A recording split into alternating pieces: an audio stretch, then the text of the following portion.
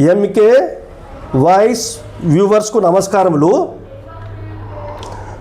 పాఠశాలలో మధ్యాహ్న భోజనం గురించి మాట్లాడుతున్న సమయంలో గరికపాటి గారు గుడ్డు వద్దు చదువు ముఖ్యమనే భావనతో మాట్లాడిండు. అతనిని చాలామంది ప్రశ్నించడం జరిగింది, దూషించడం జరిగింది. అందులో భాగంగా ఆర్ఎస్ ప్రవీణ్ కుమార్ గారు మాత్రము చాలా ఘాటుగా స్పందించడం జరిగింది. అతడు ఒక మేధావి ఇట్లా మాట్లాడతాడు, అతడు ఒక అడ్డగాడిదలే ఇట్లా మాట్లాడతారు అని గరికపాటి గారిని బాగా దూషించడం జరిగింది. అయ్యా ఆర్ఎస్ ప్రవీణ్ కుమార్ గారు, మీరు పోలీస్ డిపార్ట్మెంట్లో పనిచేస్తూ మీరు గురుకుల సెక్రటరీ అయినరు, గురుకుల పాఠశాల సెక్రటరీగా అయినరు. మీకు ప్రభుత్వ పాఠశాల అనుభవం చాలా తక్కువ.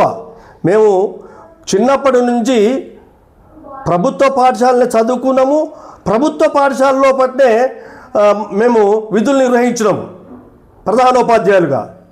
మీరు ఏమన్నారు, మొదటి నుంచి మధ్యాహ్న భోజనం పెడుతున్నారు అన్నారు. మొదటి నుంచి మధ్యాహ్న భోజనం పెడతలేరు.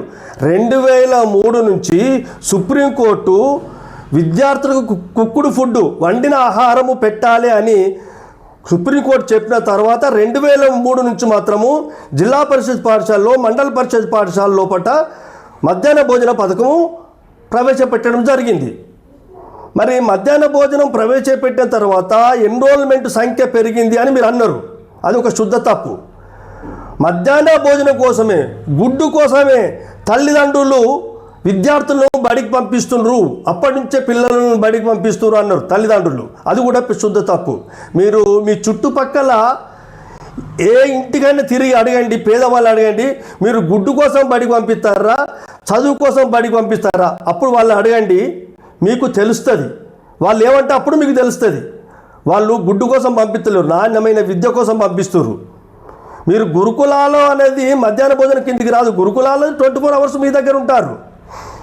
మొత్తము ఎప్పుడైతే మధ్యాహ్న భోజనం పెట్టి అప్పంచలు చూస్తే మొత్తం రోజుకు ప్రభుత్వ పాఠశాల విద్యార్థుల సంఖ్య తగ్గింది. కొన్ని పాఠశాలలు మూసివేయబడ్డాయి. నేను ప్రధానోపాధ్యాయులుగా పనిచేసిన ఒక పాఠశాల 300 స్ట్రెంత్ ఉండే, అది ఇప్పుడు 50కి పడిపోయింది. మరి మధ్యాహ్న భోజనం పెట్టిన కాంచెల్లి ఎన్రోల్మెంట్ పెరుగుతుంది, తర్వాత తల్లిదండ్రులు మధ్యాహ్న భోజనం కోసం పంపిస్తారని మీరు అన్నారు. అది తప్పు భావన. ఇంకోటి, మీరు ఈ గుడ్డు అని గగ్గోలు పెడుతుండ్రే, ఈ గుడ్డు తిని చదువుకొని ఎదిగిన వారి కంటే గుడ్డు తినకుండా చదువుకొని ఎదిగిన వారే భారతదేశంలో 99% మంది ఉన్నారు. మీరు ఎన్రోల్మెంట్ పెరుగుతుంది, తల్లిదండ్రులు భోజనం కోసమే పంపిస్తారు అనేది శుద్ధ తప్పు. వాళ్ళకు నాణ్యమైన విద్య కావాలి.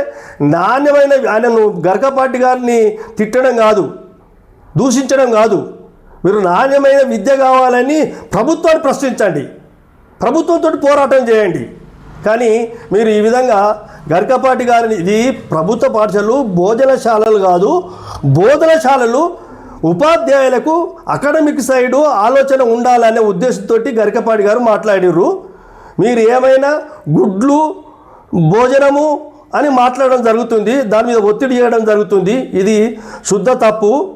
కానీ వాళ్ళకు గుడ్ల కంటే చదివే ముఖ్యము అని నేను భావిస్తున్నాను.